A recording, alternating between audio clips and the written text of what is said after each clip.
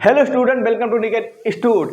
इस वीडियो में हम लोग इनकम टैक्स के बारे में जानेंगे कि व्हाट इज इनकम टैक्स क्या होता है और ओल्ड रिजीम न्यू रिजीम क्या है, प्लस ओल्ड रिजीम में कौन कौन सा इस समय स्लैब चल रहा है। तो मेन हमें इस में इनकम टैक्स क्या है और ओल्ड रिजीम के बारे में ही जानेंगे। तो हम लोग स्टार्ट करते हैं सबसे पहले इनकम टैक्स की what is income tax. Income tax क्या होता है? तो हमारी इनकम पे जो टैक्स लगाया जाता है उसे इनकम टैक्स कहते हैं। यानी कि साल भर में हमारी जो भी इनकम होती है, अगर हम बिजनेस करते हैं तो बिजनेस की इनकम, अगर हम प्रोफेशनल हैं तो प्रोफेशन की इनकम, अगर हम लोगों का सैलरी एम्प्लॉय हैं तो हम लोगों की सैलरी जो आती है उस पर लगने वाले टैक्स पे वो ही बोलते हैं हम लोग इनकम टैक्स।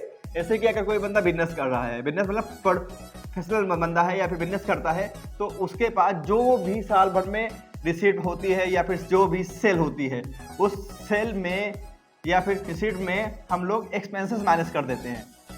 एक्सपेंसेस मतलब बिजनेस के एक्सपेंसेस, अपने पर्सनल एक्सपेंसेस नहीं। तो जो भी बिजनेस की रिसीट होते हैं, बिजनेस के एक्सपेंसेस माइनस करने के बाद जो भी हमारा नेट प्रॉफिट आता है तो उसे नेट प्रॉफिट पर ही हमारा इनकम टैक्स लगाया जाता है। तो इसे कहते हैं हम लोग इनकम टैक्स। उसी तरह से अगर कोई बंदा सैलरी एम्प्लॉय है तो सैलरी एम्प्लॉय के लिए क्या होता है, जिसको सैलरी मिलती है, सैलरी में पे लगने वाला टैक्स। लेकिन हाँ, सैलरी जो मिलती है उस सैलरी में अलाउंस, अगर कंपनी को अलाउंस दे रही है तो अलाउंस माइनस करने के बाद जो टोटल इनकम होती है उस टोटल इनकम पर ही हमारा टैक्स लगाया जाता है। टोटल ग्रॉस इनकम पे हमारा टैक्स लगता है। तो इस पे लगने वाले टैक्स को हम लोग इनकम टैक्स कहते हैं, इनकम टैक्स। हाँ, तो आसान भाषा में अगर हम लोग कहें तो हम लोग की जो भी इनकम हो रही है साल भर में, उस इनकम पे जो टैक्स लगता है उसे ही इनकम टैक्स कहते हैं। अब यहाँ पे आपको समझना होगा कि हमारी इनकम होती है फाइनेंशियल ईयर में, और हम लोग जो ITR फाइल करते हैं वो करते हैं असेसमेंट ईयर में, यानी फाइनेंशियल ईयर। जैसे कि अगर हम प्रेजेंट टाइम की बात करें तो फाइनेंशियल ईयर कब से स्टार्ट होता है? हमेशा 1 अप्रैल। और ये अब हम लोग जो है 2022 से लेके 31 मार्च 2023, यानी कि ये हमारा फाइनेंशियल ईयर। इसका ITR हम लोग इस साल फाइल करना है, यानी असेसमेंट ईयर में फाइल करना है। यानी कि जो ITR फाइल करते समय उसमें जो ITR में मेंशन होता है उसमें असेसमेंट ईयर मेंशन होता है। असेसमेंट ईयर है हमारा क्या?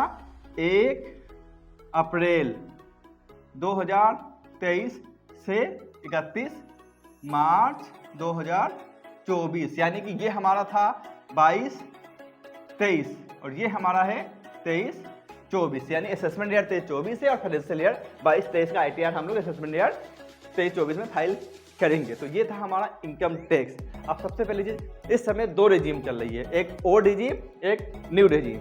तो ओल्ड रिजीम क्या है, न्यू रिजीम क्या है, पहले हम लोग इस वीडियो में ओल्ड रिजीम के बारे में जानेंगे। तो ओल्ड रिजीम में डिडक्शन माइनस की जाती है और न्यू रिजीम में डिडक्शन माइनस नहीं की जाती है। तो सबसे पहले देखते हैं कि ओल्ड रिजीम जो चल रही है उसका स्लैब क्या है, यानी कि इनकम टैक्स डिपार्टमेंट जो हमारा इनकम पे लगाता है टैक्स वो किस तरह से लगाता है। तो हम लोग पहले समझते हैं कि स्लैब क्या चल रहा है सर में प्रेजेंट टाइम में। ओके, तो देखते हैं हम लोग। तो सबसे पहले तो ओल्ड टैक्स रिजीम में टोटल मिला के 3 स्लैब चलते हैं। जैसे कि 60 साल के अंदर वालों के लिए, 60 से 80 साल वालों के लिए, 80 साल के ऊपर वालों के लिए क्या है इसको हम लोग समझते हैं। पहला तो 0 से 2.5 लाख, ये जो हमारा है इसमें कोई भी टैक्स नहीं आता, यानी कि नील टैक्स है। 2.5 लाख 1 रुपए से हमारा 5 लाख तक हमारा जो टैक्स आता है वो आता है 5%, यानी कि जो भी अमाउंट डिफरेंस होते हैं, यानी कि 2.5 लाख रुपए आता है हमारा अमाउंट, तो इस 2.5 लाख पे हमारा लगता है 5% टैक्स। उसके बाद आते हैं 5 लाख से 10 लाख, तो 5 लाख से 10 लाख पे हमारा लगता है 20%, यानी कि अब जो भी बचा, कितना बचा? 5 लाख बचा, तो 5 लाख पे जो हमारा लगेगा टैक्स वो लगेगा 20%। उसके बाद आते हैं 10 लाख से अबव, यानी कि जो जिनकी इनकम 10 लाख से ऊपर है उस पर लगता है 30%। तो ये हमारा 60 साल के अंदर वालों के लिए। फिर उसके बाद हमारा आता है 60 साल से 80 साल के लिए। तो इसमें क्या है, इसमें चलता है 0 से 3 लाख। 0 से 3 लाख है इनका, उनका है नील, यानी कि कोई टैक्स नहीं आएगा। और 3 लाख से जिनका 5 लाख है उनके ऊपर आता है 5%, यानी कि 2 लाख रुपए की जो अमाउंट हमारी आ रही है इस पे आएगा हमारा 5%। उसके बाद हमारा आता है 5 लाख से 10 लाख। तो ये जो 5 लाख से 10 लाख हमारा है, इस पे हमारा आता है 20%। उसके बाद 10 लाख अबव, इस पे हमारा उसी तरह से आता है 30%। अब आते हैं 80 साल के ऊपर। तो 80 साल में क्या है हमारा, 0 से 5 लाख नील, यानी कि कोई भी टैक्स नहीं है। 5 लाख से 10 लाख तक हमारा आता है 20%, और 10 लाख अबव हमारा आता है 30%। यानी कि ये यहाँ पे देखिए, यहाँ पे ऊपर ही चेंज है। उसके बाद हमारा जब 5 लाख से 10 लाख भी 20%, 5 लाख से 10 लाख 20%, और 5 लाख से 10 लाख 20%, और 10 लाख के ऊपर 30%, 10 लाख के ऊपर 30%, 10 लाख के ऊपर 30%। यानी कि 5 लाख के अंदर ही हमारे सिर्फ चेंजेस हो रहे हैं। इसमें 2.5 लाख तक की नील है, इसमें 3 लाख तक की नील है, इसमें 2.5 से 5 लाख तक की 5% है, इसमें 3 लाख से 5 लाख तक की 5%, और इसमें तो 5 लाख तक ही नील है। तो इस तरह से 3 एज ग्रुप के लिए ये स्लैब बनाया गया है, ठीक है। और इसके अलावा जो भी हमारा टैक्स आता है उसमें हमारा 4% हेल्थ एंड एजुकेशन सेस भी लगाया जाता है। एजुकेशन सेस ये सभी पे एप्लीकेबल होता है, यानी कि जो भी टैक्स आएगा उस टैक्स पे भी टैक्स लगेगा, उसे कहते हैं सेस, ठीक है। तो ये जो हमारा सेस लगाया जाता है। तो अब हम लोग इसको एग्जाम्पल से समझते हैं कि क्या है। मान लीजिए एग्जाम्पल के लिए कि 6 लाख रुपए इनकम है, 6 लाख इनकम है। अब इस पे लगना है टैक्स। तो अब यहाँ पे 0 से 2.5 लाख तक की तो कोई टैक्स नहीं है। अब उसके बाद इसके बाद 2.5 लाख, जो 2.5 लाख से 5 लाख, यानी कि ये इसमें है हमारा जो 2.5 लाख रुपए आ रहा है, इस पे आएगा हमारा 5%, यानी 5% आता है हमारा 12,500 रुपए, ठीक है। हाँ, 5% हमारा आता है 12,500 रुपए। अब 6 लाख में 2.5 लाख रुपए तक की कोई टैक्स नहीं था, 2.5 लाख गए, और 2.5 लाख यानी कि उस पर लग गया 12.5%। अब बचा कितना, 1 लाख रुपए। जो 1 लाख रुपए हमारा बचा है उस पर लगेगा हमारा 20%। 1 लाख रुपए का 20% आता है हमारा 20,000 रुपए, ठीक है। तो टोटल मिला के 6 लाख थे। 6 लाख में 2.5 लाख तक की नील, बाकी 2.5 लाख पे 5%, और फिर उसके बाद बचा 1 लाख रुपए, उस पर लगा 20%। ये हमारा बन गया। अब इसमें जो टोटल टैक्स आ रहा है वो आ रहा है 12,500 और 20,000, यानी टोटल हो गया हमारा 32,500 रुपए। और इस पे लगेगा हमारा 4% एजुकेशन सेस, यानी कि इसका 4% आता है 1300 रुपए हमारा आएगा education health and education cess, यानी कि जो हमारा टैक्स बनेगा वो बनेगा 33,800 रुपए का।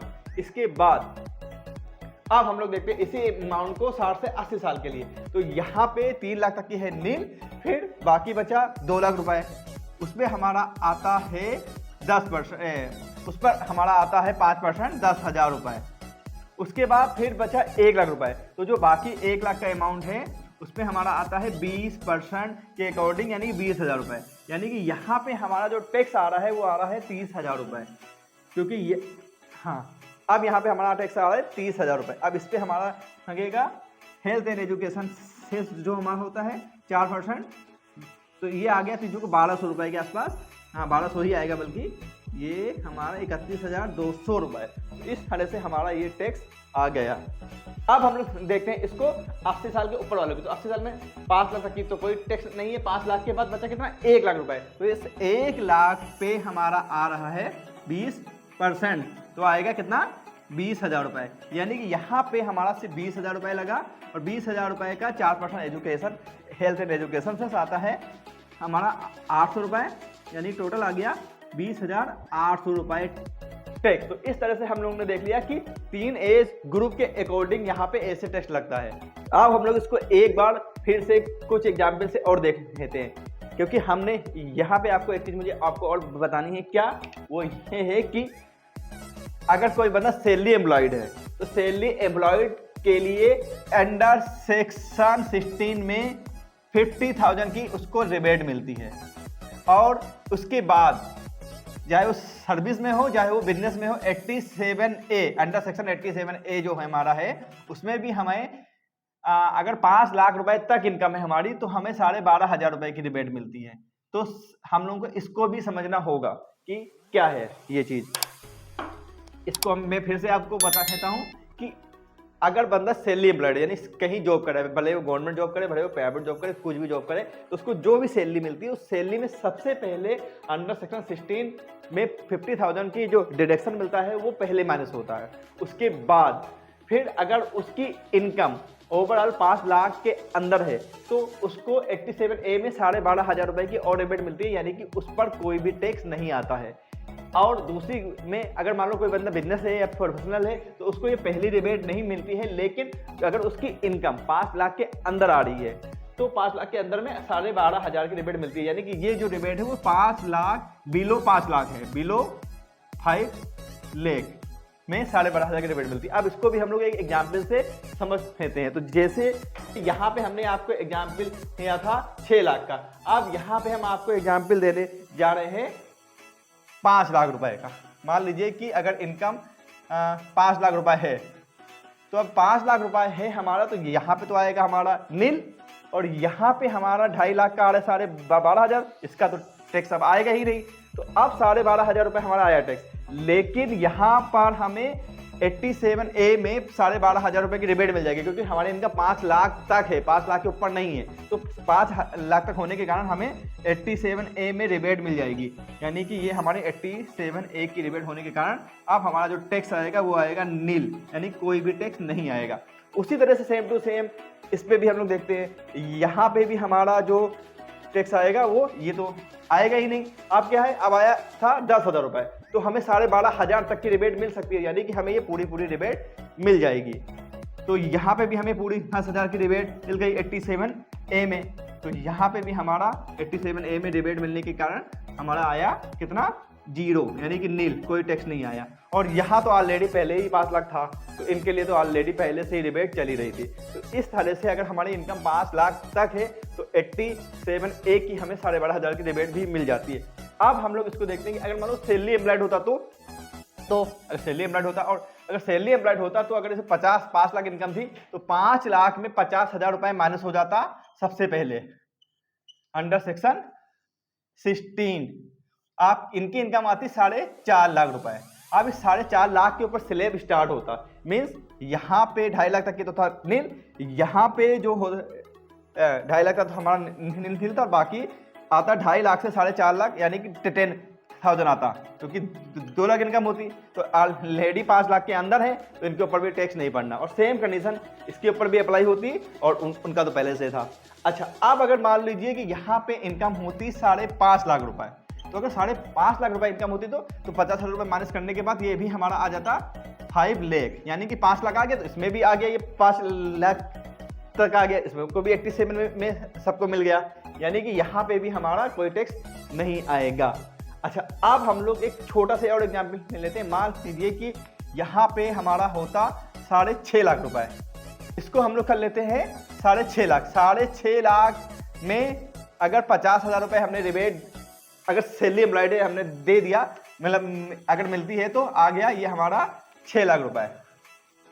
अगर अगर मान लीजिए बिजनेस होता तो बिजनेस में मान लीजिए डायरेक्ट 6 लाख होता, और अगर सैलरी एम्प्लॉयड है तो 6.5 में 50 में माइनस हो जाएगा, बस इतना ही दोनों में डिफरेंस होता है। अब 6 लाख में 0 से 2.5 लाख तक ये हो गया नील, 2.5 लाख से 5 लाख हो गया हमारा ये 12,500 रुपए, और यहाँ पे जो 1 लाख रुपए हमारा बचा था इस पे हमारा आता 20%। 20% का मतलब होता है कितना आ गया हमारा, 20% का मतलब हो गया हमारा 20,000 रुपए, यानी कि जो हमने सबसे पहले आपको एग्जाम्पल दिया था 20 और 32,500 रुपए, तो 32,500 रुपए हमारा यहाँ पे आता, और इसका हमारा लगता टैक्स 1,300 रुपए के आसपास, वही हेल्थ एंड एजुकेशन सेस, तो ये हमारा वापस 3,800 होता है। यहाँ पे हमें कोई रिबेट नहीं मिलती, क्यों? क्योंकि हमारी जो ओवरऑल इनकम है वो 5 लाख के ऊपर चली गई, 5 लाख से ऊपर 6 लाख पहुंच गई है, तो अब हमें यहाँ पे 12,500 रुपए की रिबेट नहीं मिलेगी। सेम कंडीशन यहाँ पे भी अप्लाई करेगी। 3 लाख तो हमारा है नील, लेकिन 3 लाख से 5 लाख तक की हो गया हमारा 10,000 रुपए, और उसके ऊपर 1 लाख, यानी कि इसका आ जाता है कितना हमारा 20,000 रुपए। तो ये जो 20,000 रुपए जब हमारा यहाँ पे आता है तो ये हमारा हो गया 30,000 रुपए, और 30,000 रुपए का हेल्थ एंड एजुकेशन से मतलब हमारा आ गया 1,200 रुपए, यानी कि यहाँ पे हो गया 31,000 200 रुपए। तो इसमें भी हमें नहीं मिलने वाला, क्यों? क्योंकि यहाँ भी हमारी जो इनकम है वो 6 लाख यानी कि 5 लाख के ऊपर चलेगी। 87A में रिबेट हमें नहीं मिलेगी। उसके बाद आते हैं हम लोग इसमें, इनका भी बिल्कुल सेम टू सेम वही कंडीशन कि उसके ऊपर चला गया है 5 लाख के ऊपर 20,000 रुपये आया और हेल्थ एजुकेशन लगा के हमारा 20,800 रुपये आ गया। अगले हाँ, लेकिन एक बंदा सैलरी एम्प्लॉयड था, इस वजह से उसको 50,000 रुपये की रिबेट मिल गई, क्योंकि ये रिबेट सभी को मिलेगी सैलरी एम्प्लॉयड के लिए। लेकिन अगर बिजनेस मैन है, उसकी इनकम 6 लाख होती तो उसको ये 50,000 रुपये की रिबेट नहीं मिलती है। बस दोनों में यही डिफरेंस है। लेकिन 87A की रिबेट सभी पे अप्लाई होती है, चाहे वो सैलरी एम्प्लॉयड हो, चाहे वो बिजनेस कड़ा प्रोफेशनल बंदा हो, क्योंकि वहाँ पे सिर्फ इतना देखा जाता है कि इनकम 5 लाख तक, अगर उसके ऊपर गई तो सभी को टैक्स देना है। ओके, हाँ, तो इस वीडियो में हम लोग ने ओवर टैक्स रिजीम की स्लैब को समझ लिया है, और अब हम लोग आने वाले वीडियो में हम लोग ओवर टैक्स रिजीम में मिलने वाले जो डिडक्शन होते हैं हम लोग उसको समझेंगे और उसके एग्जाम्पल्स वगैरह भी समझेंगे। तो हम लोग अगला वीडियो देखते हैं। Thank you.